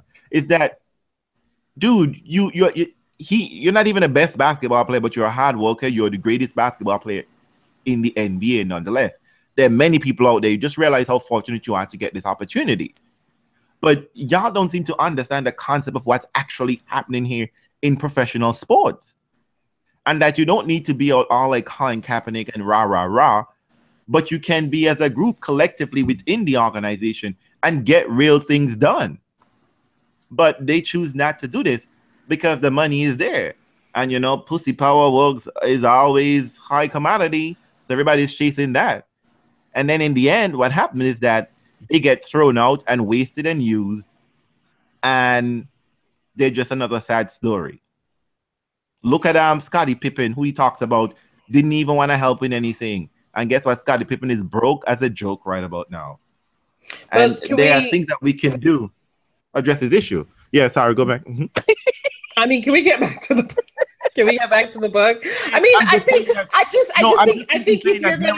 you have to offer critique. I think you have to offer critique of listen, I get it. I don't know who you thought this book was written by, but it's written by James Blake, who was just always the solid and erotic buddy guy. So I just think that we have to critique the book on its own merits, not what it did. You know what I mean? It's like you can raise challenges on its own merit. This book should have been a tweet. Let me tell you. Let's talk about how we came across this book. We all know Andreen has some connections in the publishing world. So Andreen reached out to the publisher and she got us an advanced copy of the book. So she read it. And then she made some notes in the book. And then she sent it to Realz and he read the book. I saw her in person. Just saying. Okay, I met her in person. Mm-hmm. And then he read the book and he made some notes and then it got passed on to me. And I'm like, and he tells me, Andreen is in black and I'm in purple. Y'all, this book is purple. I had to stop reading his notes because I said, listen, I need to read this and I need to read it and take it for what it's worth without being influenced by Realz's notes. The Realz notes. Because let me tell you, this doesn't look like a book that I just read or somebody just read and made some notes. This motherfucker, he edited it. Yeah, we had an advanced copy. And Andreen, I read the second book. I read the actual book that was published. There wasn't much difference in there wasn't anything. No, I will say that you know. No, the Colin Kaepernick incident. The Colin Kaepernick, it was cleaned up. It was cleaned up, right? No, come on now, it's much better. It's much better. No. Andreen, I'm telling you. No, I'm telling you. Real. Andreen, believe me, 100%. Listen, I got both copies. I'm telling you, Realz, it is much better. I was enraged in the advanced copy. I was less so in the final version. No, Andreen, I am telling you. I'm not speaking about my feelings. Andreen, I am telling you, I checked it word for word. It is the same thing. What happened is that you came at the situation perhaps differently in the second go around. No, but he said the same thing. Nothing was changed. Listen. He was much more explicit in why he had a problem with Colin Kaepernick in the final version than in the preview copy. In the preview copy, he was talking like a normal crazy person looking at Colin Kaepernick's actions. So only I didn't get to see the last copy. What's the difference? The difference is he grounds. Listen, first of all, they didn't do the chapter on Colin Kaepernick and Rise and the work with the sociologists. That was not there, and he grounds Colin Kaepernick's work in the fact that Colin Kaepernick is studying, and then he also really challenges people about why they actually are upset with Colin Kaepernick. He tells them that they're really upset with the method, and they're not upset with his method. They're really upset with his issue, because they think that if he took a knee for veterans' rights or something that the mainstream media would like, that they would not find him as objectionable. And I think that was in the original, but it's much more nuanced. Like, because realistically, when I read the preview copy, I was like, you need to fix the Colin Kaepernick section, James Blake, fix it, because this. But then it was interesting because reading that Colin Cap section, you kind of realize who this book was for. That's when I realized this book is not for Black people, because no Black person is going to be interpreting the Colin Cap section like this unless they're crazy Black people. But I mean, like, guy, what's his name on ESPN? I don't know. Yeah, like unless you're like that unless you're like that guy who's like basically, Steve Smith, and then someone else. Yeah, someone else. Yeah, unless you're thinking about how maybe his boss is thinking. But if you're thinking as just an individual Black person on man on the street kind of thing, nobody's going to be thinking about Colin Kaepernick the way that he was characterized in the preview. But I think this time around in the final version, I think they tightened up James's critique. And in fact, what James says, and I have a quote, because, you know, the Colin Kaepernick critique, I think, is the most important thing that James does in this book. And I think this is what's most relevant. It's most relevant. And I think it's what stops you. I think it's what allows you to understand why James can't get to the next level. Because this is what he says. I quote, "I want to show support for Kaepernick, but I also should point out, in fairness, that I do not agree with everything he has done as part of his protest. Protest does not have to be disrespectful or derogatory." Boo! What the fuck? Hello? "I do not condone wearing socks that comically portray police officers as pigs." Again, respectability policing from James. "And I did not condone kneeling during the moment of silence for the victims of 9/11. And I definitely did not appreciate his statement that he didn't vote in the 2016 election." So what I'm telling you right there is that phrasing to me tells me that James is still focused on being a respectable Negro. That is, which tells me that he's not willing to push back at the system, because all protest is in some sense going to be characterized as disrespectful, right? Like, who's going to be like, that's a really respectful protest, I'm going to give you your rights tomorrow? I mean, you know, right? Exactly. So I think that tells me that James Blake is still self-policing, and that he's really not into taking this to the next level, because I think James Blake is not willing to make people really, really, really uncomfortable. That's and I think even though he keeps talking about being uncomfortable. I understand, but have uncomfortable conversations. Yeah, he doesn't want not taking it there. He doesn't want you. No, and then he moves away from the fact that there are people dying because of police interaction to tell me about election. That's the problem why Donald Trump is in power. Okay, boo. It's your Bernie bros. It's the fucking third party bullshit people who don't say shit until it's the election year. Those three motherfuckers who be reason why we have Trump. I So mean, don't be I get you, Bella Michelle. But James still hasn't learned the lesson that being respectable, having your pants up, still didn't prevent his ass from almost getting killed by the cops. And he was that's about the to greet the officer strain. like, hey, buddy. That's the central strain. But remember, what did I say in the very beginning? That how James defines that experience is the through line for the entire book. And James did not define that experience as particularly threatening until his wife told him to define it that way. It was his wife that allowed James to understand that, honey, you could have been killed. It's almost like his wife was like, honey, you're black and they could have killed you. Exactly, which is going back to the point where I said James doesn't see himself as black. Everyone else in the book speaks to James and informing that he is a black. Except him. Because he says he's a mixed parentage. And you have to think about James' Billy social Jean circle. points out that he's black. Yes. Billy Jean points out that he's black. Mother points out he's black. And I think the guy from Rise points out that he's black. But James still say, I am of mixed parentage. Because you know what? But James, here's the kicker. The popo don't care. They weren't interested in whether you were quarter black, half Indian. They're not concerned. You were just a black man on the street, not looking busy, doing something respectable. Well, and they felt free to jump your ass. And he, you know, I mean, and a primary concern for James is, and he talks about this. He talks about this as like in chapter 6. He talks about the fact that he has lost friends. Think about this. Think about the fact that James hasn't even taken a strong stance, and he's already lost friends, and people already perceive him as anti-police, which is why you're getting the tack that you're getting in his book.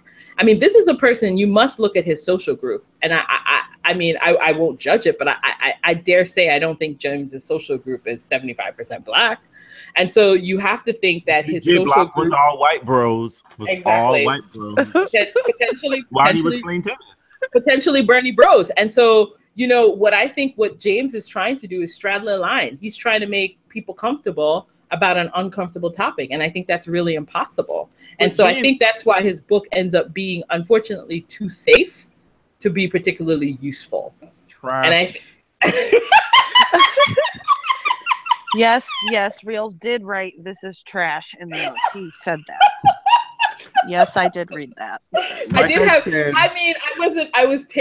I did have that reaction because I think during the Colin Kaepernick chapter, I was like, "What the fuck?" I actually wrote. I'm sure, Janina, you can turn to that section where I wrote "fuck you." Yes, there were some fuck yous. There were some huh? And really, are you serious? This is what I'm confused about. Yeah. James is the fact now I see why this is why I think that James isn't fully understanding the problem and the situation of how maybe a little bit problematic that sexism is, how problematic that racism is, how problematic that these sort of protests and people trying to fight for survival is. That here are your friends, your quote unquote friends, right? You counted them as friends. So you almost got your ass beat. But no, not almost. You got your ass beat for almost no reason. That it was just sheer luck. Sheer luck that you didn't get your ass, that you didn't get a cracked skull, that you didn't get a bullet, that you didn't, because they could have been, you know what, fuck it, I'm gonna shoot him. And then say whatever. I mean, the videotape was not going to help you. It clearly isn't helping these officers be like, you know what, we fucked up, we told a lie. They're still and then telling their story about this 2-minute interaction. They're still pushing that story hard. That your friend saw that and understand this whole system, and then you're not friends. When you even just say, you know what, I don't think this is cool, officers. You know, like y'all should accept responsibility. They're gonna be like, nah, bro, we can't hang with you. What's wrong with racism? It was that bad. even despite the fact that people are dying, innocent people. Which is, I think, in the original version, James had to push this idea of like these people who seemingly had done nothing wrong. James, police isn't Judge Dredd, okay? They're not supposed to go out and just shoot people, okay? They're not judge. That's not what's supposed to happen. If it's a criminal, you take them into the police station and they see a judge, okay? So their guilt and innocence is irrelevant. Yeah. What is relevant? You're not supposed to kill them. And they ain't trying to kill you. Just putting it out there, James, in case you got that wrong. That his friends see that he's about to, that he got his ass kicked for no reason. Well, what was They're upset with him for interesting- even speaking out. And that's the But problem with remember racism. that Is that he even said- despite that all this shit is happening, that people know, that people are not acknowledging that this is a fucked up system and it needs to be fixed. But why would And that we need to happen? just- Why would that happen when somebody who themselves was just roughed up still can't get there himself? Do you see what I mean? So you, in some ways, like that's the point Janina made. It's like James hasn't even gotten there yet. And it's happened to him. These people are still looking at it as an external activity. Therefore, James should have just put on a little tweet, an Instagram story, and not write a fucking book. Just yeah, saying. I don't know. You know, that's a fair point. I mean, I think we just like I don't know. I mean, what do you think, Janina? Should this book have been written? Is it worthwhile? You know what? I'm not going to tell anybody I think that they should read it, but I'm not in a position to say you can't tell your story, whatever your story may be. I don't have to like your story. I don't have to agree with everything that you say, but I'm not going to say don't write your story. Because even though, like I said, even though, you know, I didn't think it was great, even though there are parts of it where he takes a weak stance. I learned stuff, so that's got to be somewhat valuable. You know, it piqued my attention to some other things. I mean, so that's good. You got to find something good in everything, right? Try to, anyways. But I really, really, really, truly believe that this is a starting place for him. I don't think that he is going to be able to back away. I think that as he moves through life from this point, after having this experience, he's going to be forced to confront some things. And if it takes him longer to get there than somebody else, and if he never truly gets there, that's not for me to judge. It's not. But I think that he will continue to move forward. I do believe that, because I don't see how you can't. I don't see how you can't. As we get older, we look back on things and we see things differently. That is the natural progression of life. And well, I mean, he's got it right, because I mean, we're in a Trump presidency. If there's one thing Trump's going to do for us, it's definitely going to let us grow and change. We keep bringing up the point, though, that he didn't see it the same way that his wife saw it. And he may not still. You don't come away from this book thinking at the end that he finally gets it.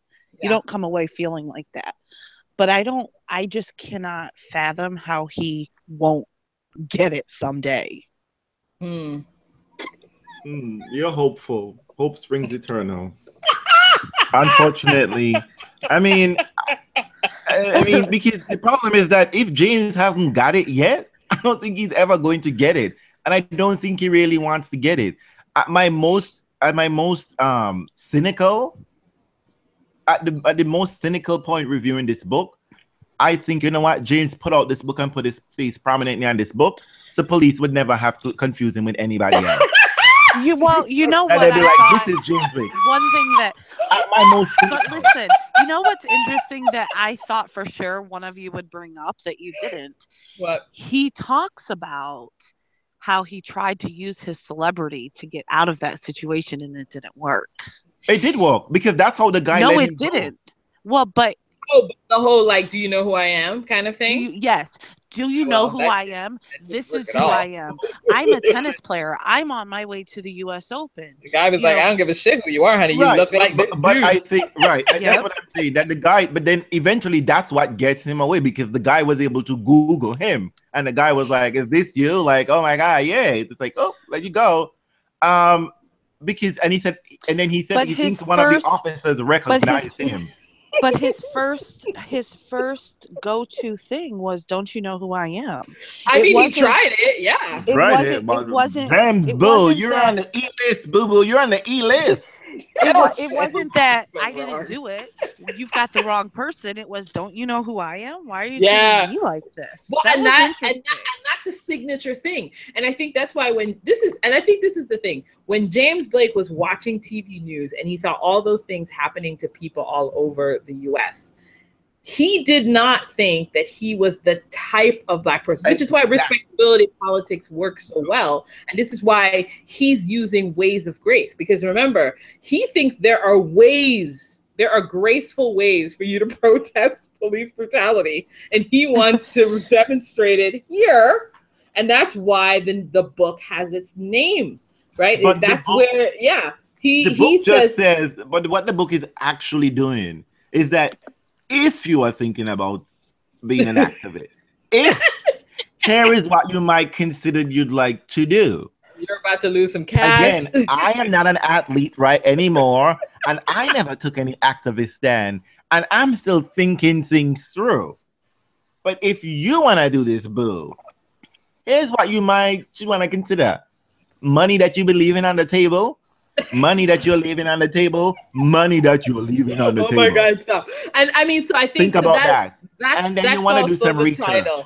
Yes. But I mean, I think you're right. I mean, I think James really believes that, I think he doesn't like the reactive and I guess what he calls divisive way for you to get your rights. I mean, I don't really understand how that happens, because I think the nature of fighting and any sort of critique is that it will be perceived as reactive, and it will be perceived by people in a reactive way and then in a divisive way. How do you do that well? And I think he mischaracterizes Arthur Ashe, because I don't think Arthur Ashe, I think his assumption is that because Arthur Ashe was a gentleman, that he didn't, but Arthur took risks at the same time, even though he was a gentleman. He wasn't, you know what I mean? So it's like he took this weird idea about Arthur Ashe's approach, and it was like extrapolating it. He got that Mary Carrillo version of Arthur Ashe. That's what. I'm going to go back to something, and I mean, like, you know what, Serena, in her wisdom, sometimes people say, like, listen to me. This is what I find, this is what the most insidious thing about this whole book is, that James is a Black athlete. He might not want to think he is Black, but he is Black, and everyone's going to perceive him as being Black in a white sport. Yeah. And James pretend like he was able to navigate through that system quite easily when every single Black athlete in tennis that we know of, from Althea Gibson, who started off in terms of being in the professional, but she wasn't the professional, in the first prominent one, even all those people before her, that it was always problematic. And James just seemed to be like, actually talk about it. That's what's interesting, is James doesn't actually talk about his experiences in that way. And that's what I find very fascinating about this book. Well, Realz and I had an off-the-record conversation about that. And the problem... He said that this book... Hold on, he said that this incident with the police was an eye-opening experience. As if... He doesn't hang around with Serena. But he realized racism actually exists. But you know what, though? But see, this is somehow he doesn't, though. He never... That racism can affect him. Well, he doesn't remember the Leighton Hewitt issue. He never talked about the Leighton Hewitt thing. He gave Leighton a pass. He said, Leighton said, I'm not racial. You know you're racist when you say you're not racial. Who the fuck said I'm not racial? But and I mean, like, to me, it's like, I just want to say, I don't think that it's ever fair to say that you have to have experienced something because everybody else did. If he didn't talk about it, and he hasn't talked about it, because who's asked him? I don't know. I can't recall a conversation where someone has said, what negativity or struggles or anything have you experienced as a Black man navigating the tennis world? You know what? I've never heard this conversation. Except Janina, this is the perfect time. He's having a conversation. You know what I mean? In his book. No, but in the book, he and Billie Jean are talking about her struggles, and he's outlining Serena and Venus's struggles, and he's writing a book about his own struggles, but he doesn't characterize any of it. That's a perfect time to enter that conversation. My problem with that is that you're assuming that he's had them. But that's what I'm saying. He Janina, didn't, and that's the point. Janina, I think he didn't, and I think this is why I'm these gonna put it out. incidences were surprises for him. I think James lives in a very privileged world relative to others, and I'm not saying good or bad. It has nothing to do with that. That's what happened, and I think he was woken up by that exchange with the cop. And he is on, like I said, a journey. And that journey means that he's really just starting. He's not at a place where he's willing to sort of deconstruct the entire system in a thoughtful and critical way, which is what is the weakness of the book. But I think the book also demonstrates exactly where James is. And I don't know if there's value to that, but it's definitely... I mean, look at all the accolades the book has gotten from certain corners of the world. This might be new information for all of these people. Just like it was new information for James that he could be possibly tackled and held in handcuffs for 10 minutes simply because he was a black dude that looked like somebody else. Patrick, what is James' position? You see, what's his position? I am sorry, because Janina, I know you're going to say we're assuming, but you are assuming.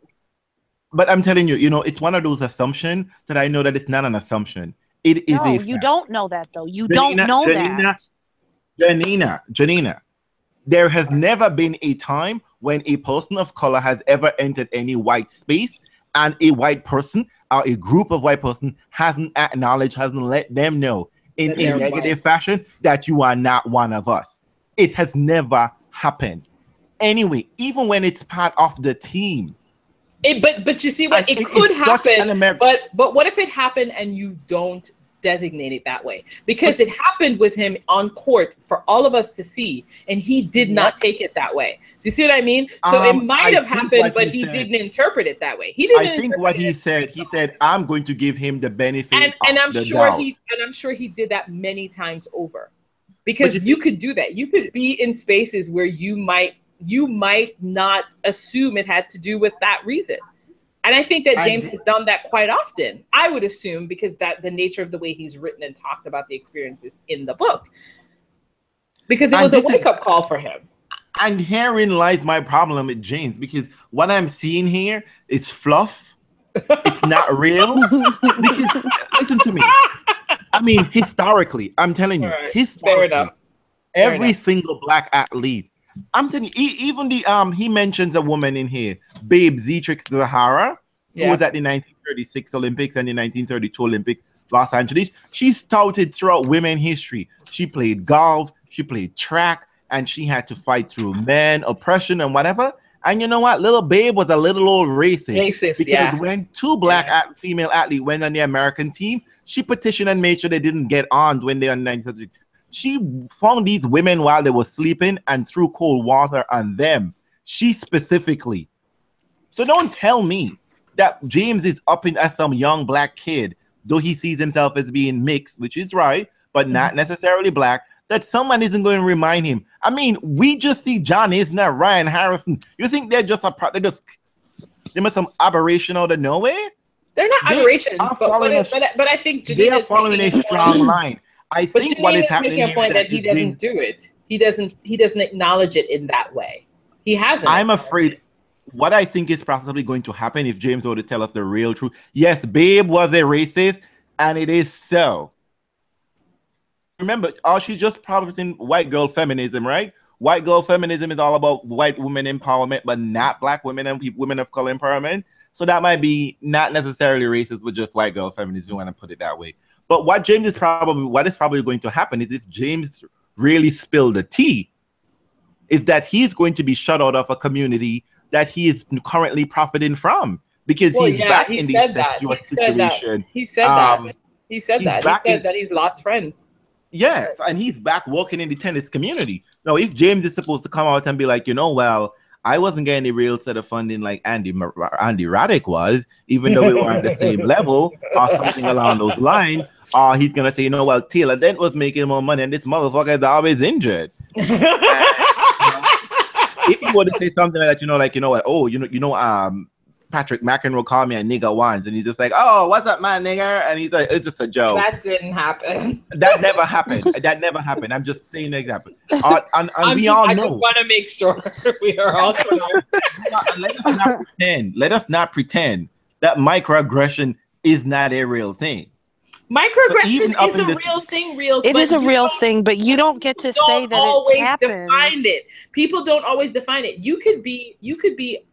Somebody could treat you in a way that was obviously racist, but if that's not how James is orienting himself to the world, he is not going to judge it that way. And even what happened with the police. So y'all trying to tell me that James lived 37 years of his life as a black person, seen as a black person in America, mixed in his mind, and he's never had any racist encounter until that day. I'm not saying that. I'm saying he doesn't define them as racist, and that's a huge thing.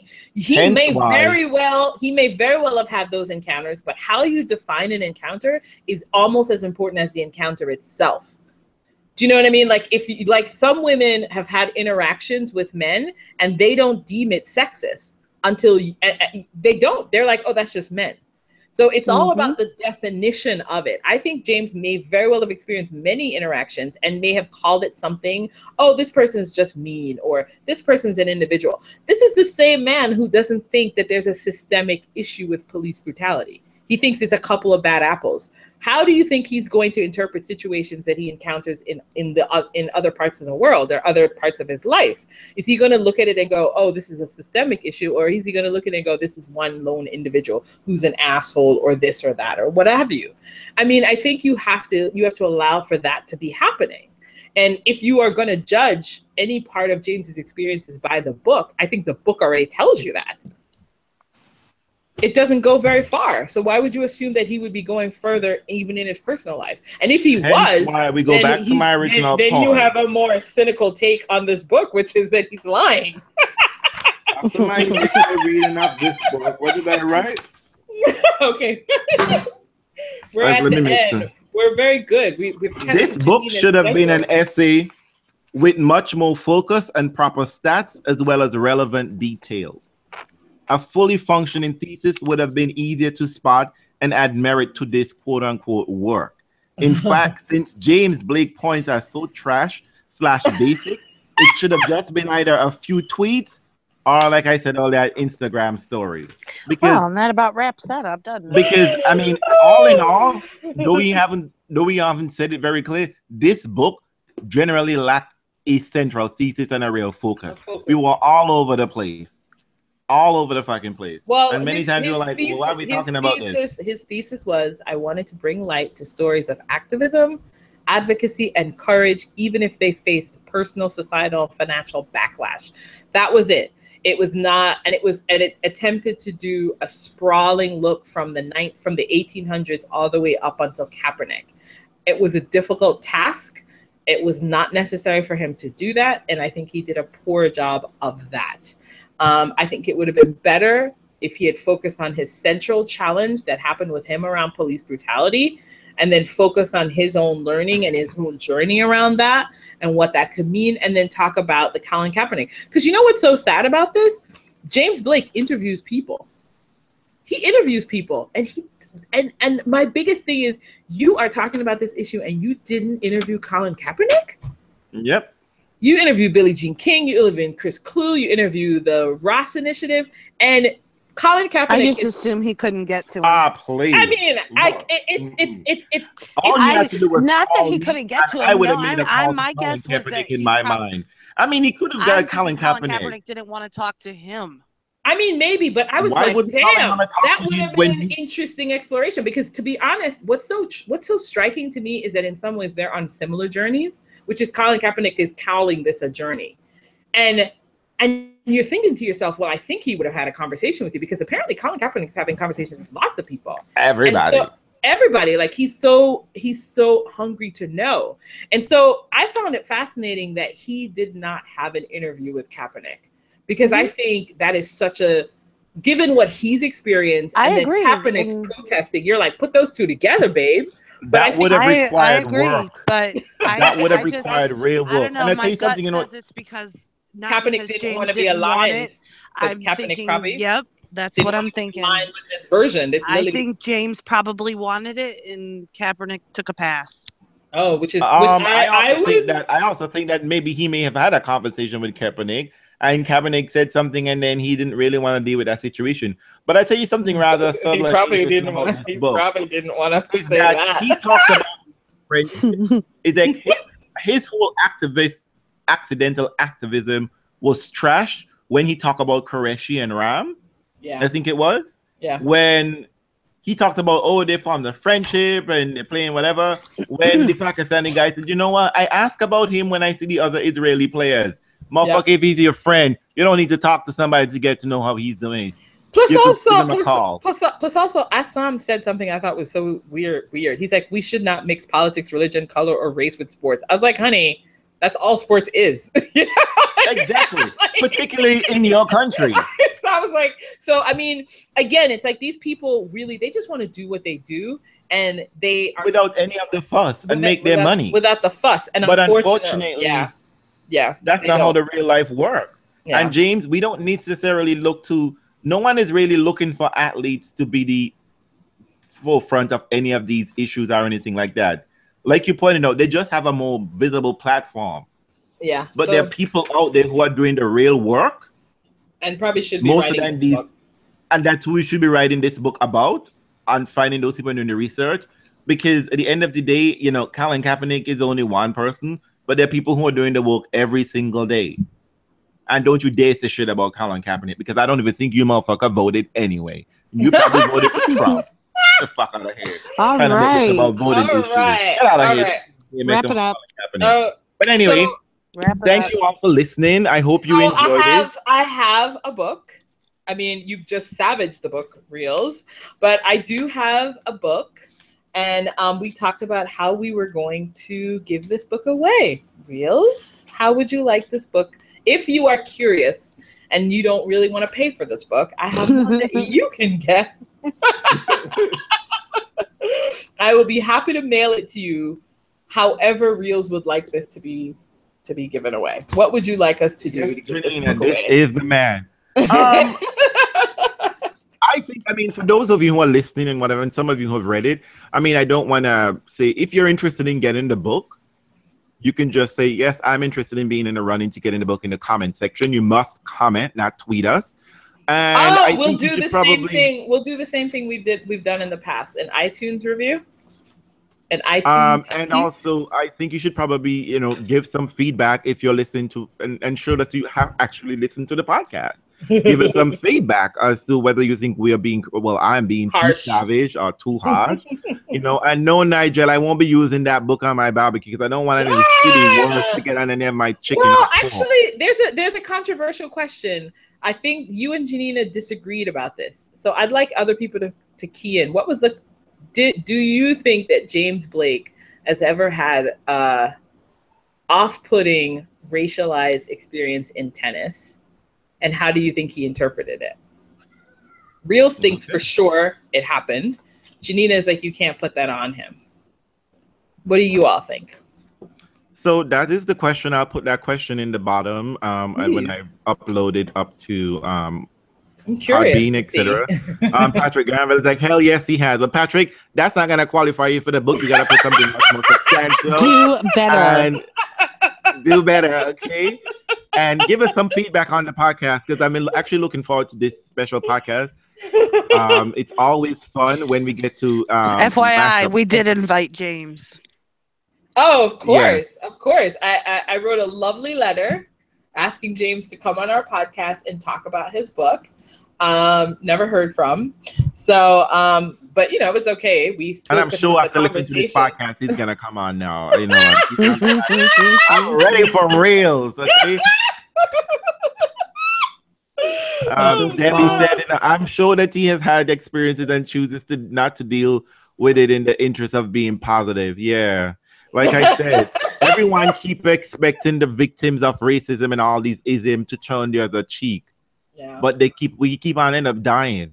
Ways of grace, and racism and sexism and homophobia and all, they keep living and getting stronger. No, we put it in the fucking White House. because we ain't checking this shit. All right. Before anyway, you get on another rant. So, say good like night. I said, answer the question, and let us know how you feel about this podcast. I'm expecting to see tons of comments, and like I said, I'm always excited to have a podcast when we're interacting tennis and all the other ism and intersectionality of the world in which we live in and tennis. So thank you all for listening again, and hope you enjoyed our podcast. This was a nice, tight hour and 45 minutes or somewhere around that area. And Janina, you still got time to go watch Game of Thrones and to get ready. yeah. Make sure that if you are going to be tweeting about Game of Thrones, which you are allowed to, please use the hashtag #NoConfederate. I think that's the hashtag. Oh shit! Talk about it. You could still talk about it, but just use the #NoConfederate hashtag. And don't forget to check out the French swimmer Mehdi Metalla. You know what? You're done. He Cut is him all off. juicy. And let me just say, ladies, I got the button to cut it off this week. I tell you. Bye. And ladies and men, thank you all. hands off. Thank you all for coming on a Sunday and chatting with us about this book. Thank really you so much. appreciate it. Appreciate it. Bye. Ciao.